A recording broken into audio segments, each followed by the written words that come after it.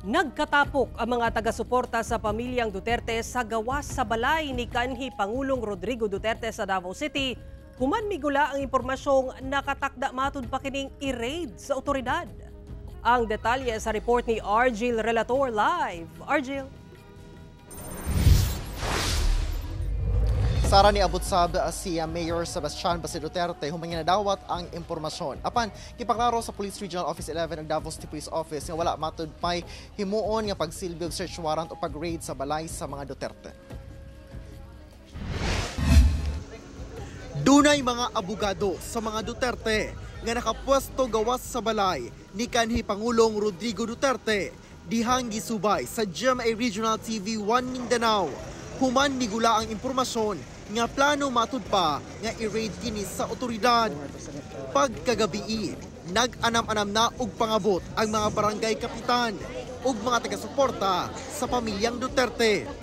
Gani ang ilang silingan, wala na pugngan ang gibati.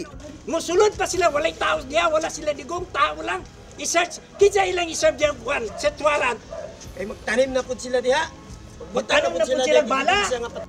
Dili gayud matud pa pabiyaan ang balay sa kanhi Pangulo aron dunay makasaksi ug galing dunay operasyon ang otoridad. 24/7 gyud mi mag-duty diri ang mga tao na mo diri sa balay ni Digong Duterte para aron dili ta masudlan nga lain ang ilang himuon nga lakang. Gani nag-ampo ang mga silingan at tubangan sa balay sa kanhi Pangulo alang sa kaluwasan ni ini. Matagabi na matud pa sila maghalad og pag-ampo. Banda alas 11 sa gabi, naabot si Mayor Baste Duterte sa balay sa iyang amahan. Mabuhay mo tanan, mabuhay mo tanan. Salamat kaayo. Sobra-sobra na inyong ginapakita. Kung gusto nako nga makapahuway mo o mauli mo. Kung unsa man ni dawato na mo ni. Kaya man namo mo atubang. Ikibaw man may ako bisag kani karon wa ko'y sa nila. Politika matud pa ang hinungdan nganong ginainitan silang magpamilya. Hinoon, musunod sila sa balaod ug galing dunagayoy pagsilbi og search warrant ang otoridad.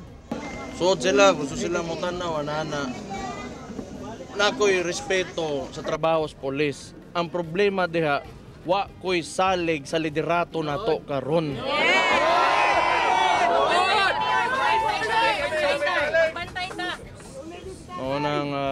Importante gyud karon nakahibaw ta sa itong mga katungod. Di kahinabi sab sa mayor ang ilang mga abogado, una siya milakaw. Hantod sa naa mo, kani kamo. Musokol gyud hantod sa tumoy ani. Yes!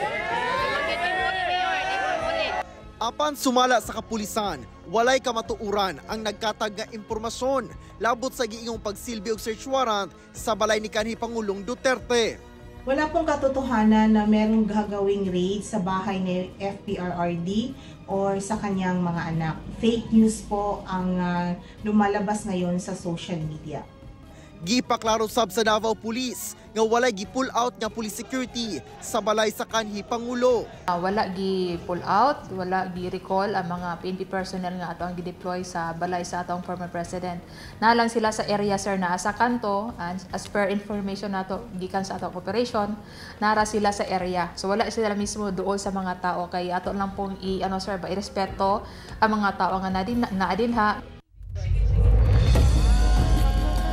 Sara, parayon nga nakabantay ang mga taga-suporta ni Pangulong Duterte sa pamilya Duterte dinhi sa gawas sa balay sa kanhi Pangulo sa usa ka subdivision sa Davao City. Samtang ginabantayan sa uban pa ang mga properties sa mga sakop sa pamilyang Duterte sa syudad. Samtang sa ato nakuha ang impormasyon, naabot na sa The Hague sa the Netherlands si Vice President Sara Duterte.